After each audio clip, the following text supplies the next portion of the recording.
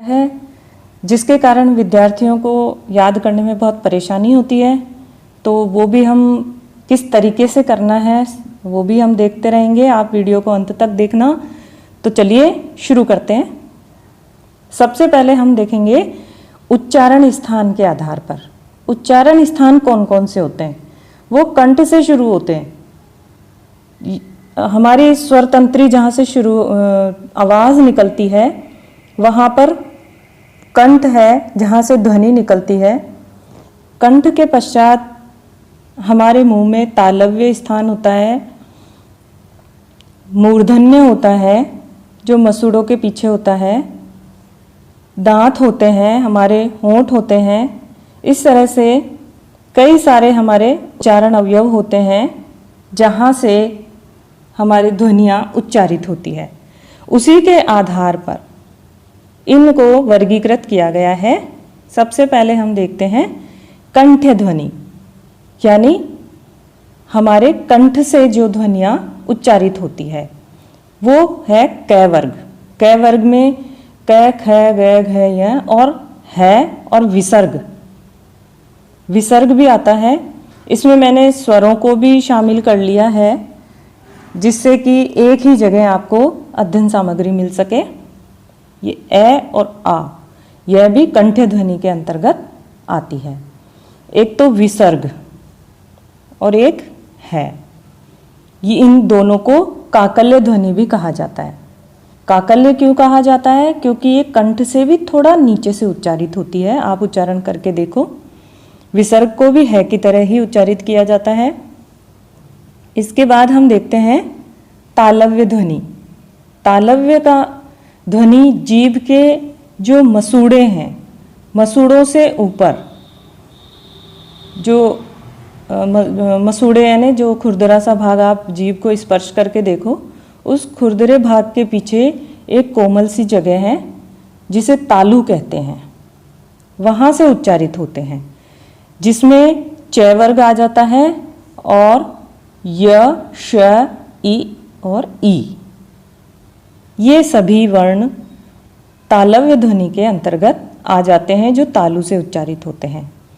मूर्धन्य ध्वनियाँ। मूर्धन्य ध्वनियाँ वे होती हैं जो जीभ के अग्रभाग में मूर्धा यानी कि मसूड़ों को स्पर्श करते हैं। जैसे कि ट, ट वर्ग।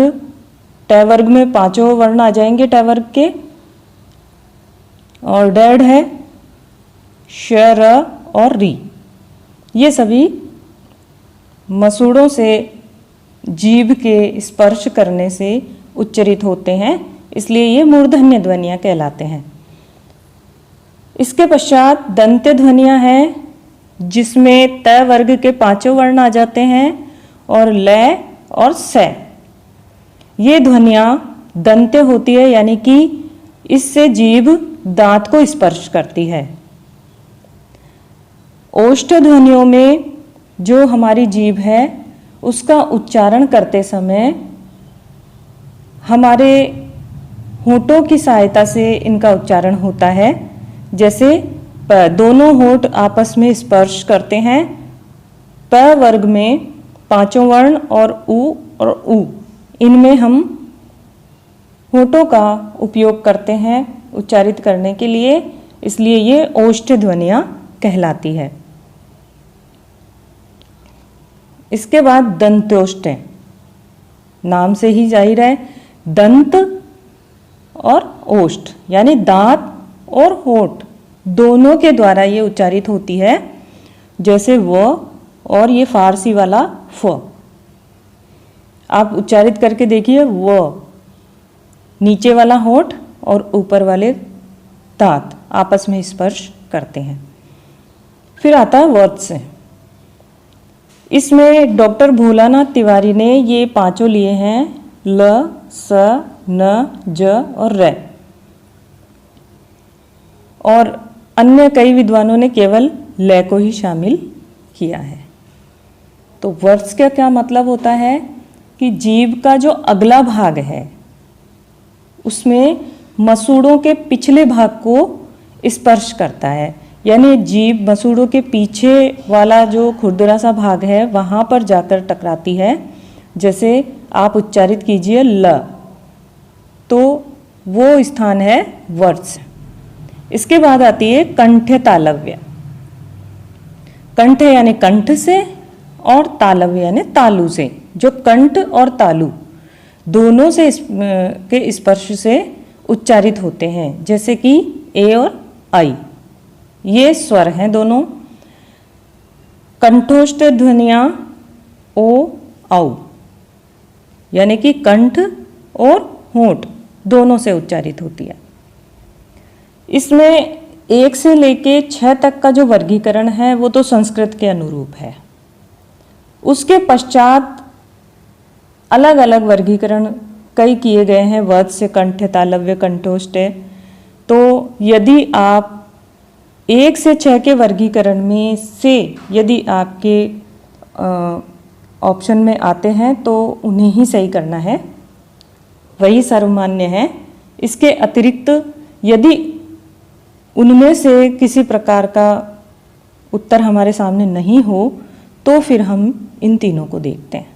नहीं तो 1 से 6 वाले वर्गीकरण जो संस्कृत के अनुरूप है वो सर्वमान्य है, क्योंकि हमारी हिंदी में अधिकतर शब्द संस्कृत के प्रयोग में आते हैं जिन्हें हम तत्सम शब्द कहते हैं। चलिए फिर दूसरा वर्गीकरण देखते हैं। पहले इसको आप इस तरह से अपनी कॉपी में तालिका बना लीजिएगा। ये कंठ है, तालव्य, इन्हें कोमल तालु भी कहते हैं, मूर्धन्य, दंत्य, वत्स्य, ओष्ठ्य और दंतोष्ठ्य। यदि आप इस तरह से बनाकर इसे 2-3 बार बना लेंगे ना तो आपको अच्छे से याद हो जाएंगे। स्वर तंत्र के कंपन के आधार पर, यानी कि मनुष्य के गले में, यानी हमारे गले में एक स्वर तंत्री होती है। आप शीशे में देखेंगे तो आपको वो स्वर तंत्री दिख जाएगी, एक झिल्ली सी हमारे कंठ में लटकती है। वहाँ से आवाज़ निकलती है, कंपन होता है, गुंजन की आवाज़ वहीं से निकलती है, वहीं से हमारी सारी ध्वनियाँ निकलती हैं। तो उसी गूंज की आवाज़ के आधार पर 2 भेद किए गए हैं, एक तो सघोष और दूसरा अघोष। सघोष को घोष भी कहते हैं। देखो कैसे बोले जाते हैं, सघोष ध्वनियाँ या घोष ध्वनियाँ। जिन ध्वनियों के उच्चारण में गले से वायु निकलते समय स्वर तंत्री अधिक कंपन करती है तो उसे घोष ध्वनियाँ या सघोष ध्वनियाँ कहते हैं। हमारी स्वर तंत्री अधिक कंपन करती है, जैसे प्रत्येक वर्ग का तीसरा, चौथा और 5वां वर्ण। जैसे क वर्ग को देखें तो ग, घ, य। इस तरह से यह है तीसरा, चौथा, 5वां हर वर्ग का, तो ये 15 वर्ण हो जाते हैं। इसके अलावा सारे स्वर घोष होते हैं। इसके अलावा य, र, ल, व और है, ये भी सघोष माने जाते हैं, क्योंकि इसमें स्वर तंत्री अधिक कंपन करती है। इसके बाद हम अघोष ध्वनियों को देखते हैं, जिन ध्वनियों के उच्चारण में गले से वायु निकलते समय स्वर तंत्री कम या न के बराबर कंपन करती है, कम करती है या नहीं करती है, तो उन्हें अघोष ध्वनियाँ कहते हैं। जैसे प्रत्येक वर्ग का पहला, दूसरा वर्ण। इसके अलावा श, श, स और विसर्ग, ये कुल 13 वर्ण हैं जो अघोष वर्ण हैं। फिर हम देखते हैं श्वास वायु या प्राण तत्व के आधार पर। श्वास वायु का अर्थ है कि हमारे अंदर से जो हवा निकलती है वर्णों को उच्चारित करते समय, उनके आधार पर भी 2 वर्ग किए गए हैं। अल्प प्राण, जिन ध्वनियों में हमारी श्वास वायु या प्राण वायु कम मात्रा में निकलती है उसे अल्प प्राण कहते हैं। शब्द से ही पता चलता है, अल्प यानी कम। जैसे प्रत्येक वर्ग का पहला, तीसरा और 5वां वर्ण, ये वर्ण और इसके अलावा य, र, ल, व, ये 19 वर्ण ऐसे हैं जो अल्प प्राण हैं। इसके अलावा सारे स्वर भी अल्प प्राण होते हैं। दूसरा प्रकार है इसका महाप्राण। जिन ध्वनियों के उच्चारण में प्राणवायु अधिक मात्रा में बाहर निकलती है वे महाप्राण ध्वनियां कहलाते हैं। जैसे प्रत्येक वर्ग का दूसरा और चौथा वर्ण और श स है। ये 14 वर्ण ऐसे होते हैं जो महाप्राण होते हैं। इसके अलावा सभी जो स्वर है वो अल्प प्राण होते हैं, अभी मैंने आपको बताया। इस प्रकार ऐसी सारणी बना करके हम अल्प प्राण और महाप्राण को और अच्छी तरह से समझ सकते हैं।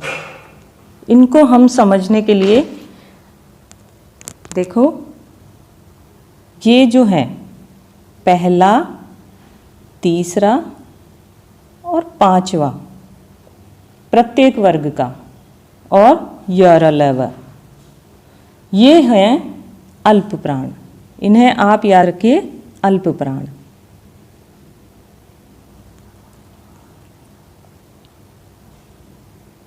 यदि आप अल्प प्राण याद रख लेंगे तो महाप्राण याद रखने की आवश्यकता ही नहीं है। तो इन्हें आप अल्प प्राण याद रखिए। महाप्राण बाकी जो बच गए वो सब महाप्राण में आ जाएंगे। इसके बाद हमने पढ़ा था अघोष और सघोष। आप अघोष ध्वनियां याद रख लीजिए। वर्ग का पहला, दूसरा, ये 5 और 5 10 हो गए। इसके अलावा श स है, इसमें है शामिल नहीं होगा, श स। तो 10 तो ये और 3 ये, 13 ये हो गए अघोष। आप अघोष ध्वनियां याद रख लीजिए, बाकी सभी घोष ध्वनियों में आ जाएंगे या सघोष ध्वनियों में आ जाएंगे। तो इस तरह से आप तालिका बनाकर बहुत ही आसानी से अघोष, सघोष, अल्प प्राण, महाप्राण आप आराम से याद कर सकते हैं।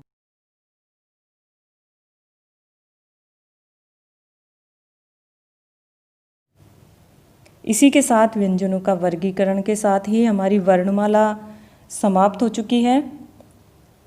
यदि आपको वर्णमाला की PDF चाहिए या इनसे संबंधित प्रश्नोत्तर आपको चाहिए तो आप मुझे कमेंट बॉक्स में लिख सकते हैं।